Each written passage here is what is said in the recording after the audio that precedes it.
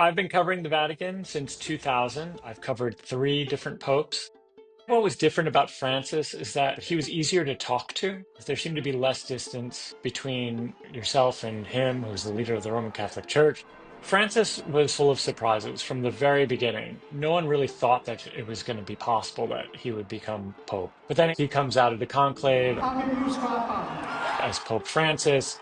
No one really expected that. That sort of ability to surprise people was a through line, I would say, of his entire pontificate. Se una persona è gay e cerca il Signore e ha buona volontà, ma chi sono io per giudicarla? So he brought this sort of new empathy and humanity that surprised people, changed the way people saw the church. Traveling a lot with Pope Francis, you get a very good sense about what he really cares about. And what he really cares about is the downtrodden. The sort of common theme throughout his entire pontificate was migrants, people who are persecuted. Those people he spoke up for constantly. Quello che uccide i migranti è la nostra differenza. Even when it became unfashionable to do so. In Bangladesh, I was with him.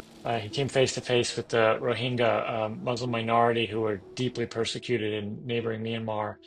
And he was actually choked up and overcome with emotion. La sua domanda è cosa ha sentito.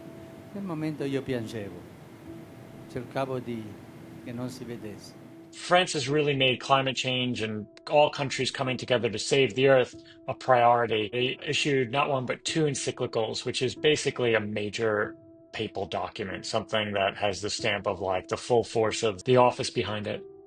I think a lot of, especially liberals within the church, and especially sort of secular observers of the church, thought that because Francis was so different, that he was going to make radical changes to the doctrine of the church. But he was well aware that he was the leader of a giant institution with 1.3 billion people. And you don't want to do something radical, I think. If your expectation was that he was going to make women priests, then you're disappointed. What he did do is that he let women and into the decision-making process of the church in ways that had never been done before. In terms of LGBTQ, if you wanted the Catholic Church to recognize gay marriage, you're going to be disappointed. But he also allowed priests to extend blessings to gay couples. I'm in Rome, and Rome has seen a lot of popes, and it's kind of a cynical city, and so your taxi driver will tell you, a pope dies, you make another one. But I think that this pope maybe was a little bit different. The world shifted, and politics have shifted. In a way, became a very sort of lonely voice on those issues, on migration, on climate, on human rights. His dying sort of is the loss of a consistent voice and is leaving a void.